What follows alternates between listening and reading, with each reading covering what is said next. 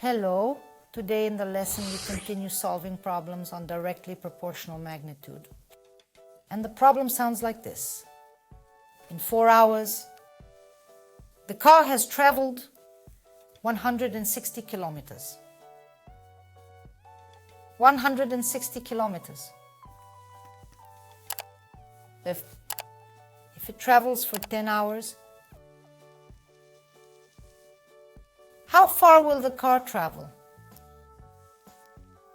But there's a special condition in this problem. The speed of travel, it's constant. So I'm going to write down that it's a constant. We're going to solve this problem through direct proportionality. Why direct proportionality? Let's remember what the expression of direct proportionality. The expression for direct proportionality. We've talked about to express or write direct proportionality, we write y equals k times x. Dex.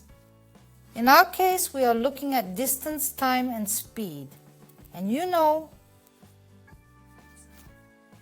in order to find the distance, I have to multiply the speed by times time. I would like to point out that our speed is a constant. Therefore, our speed is the coefficient of proportionality. Let's write down the general form of direct proportionality to our formula. So, B equals k times x. And in solving this problem, instead of s, we'll substitute a known value, which is 160. Equals speed, which is a constant value in this case, multiplied by t, that is by 4. Hence, the velocity will be equal to 160 divided by 4. 160 divided by 4 is 40.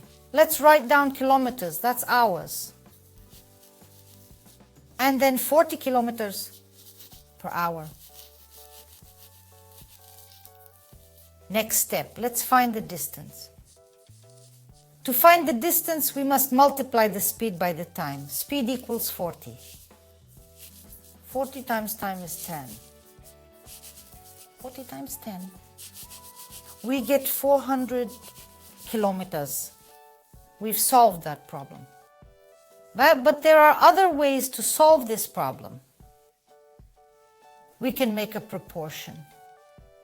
To do that, I'm going to write down that when we drove for 4 hours.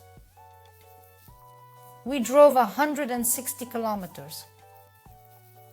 And when we drove at 10 hours, how many kilometers will we have traveled in that time?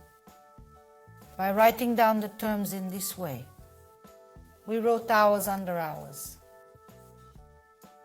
We need to find kilometers. We wrote under kilometers. But in order to work out the proportion, we first need to think about the fact that if the number of hours is increasing, so the time is increasing, it's 4 hours, it's 10 hours, then the distance will also increase. If one quantity increases and the other quantity increases accordingly, then we can make a proportion. 4 divided by 10 equals 160 divided. Let's write it down in S. And then using the basic rule of proportion, we can find SS equals 10 times 160 and divide by 4. 4 and 160 I can divide by 4. 4 divided by 4 is 1. And 160 divided by 4 is 40. 10 times 40 is 400. As you can see, we got the same answer. Today we solved a problem using directly proportional quantities. Today our lesson has come to an end. Goodbye, see you again.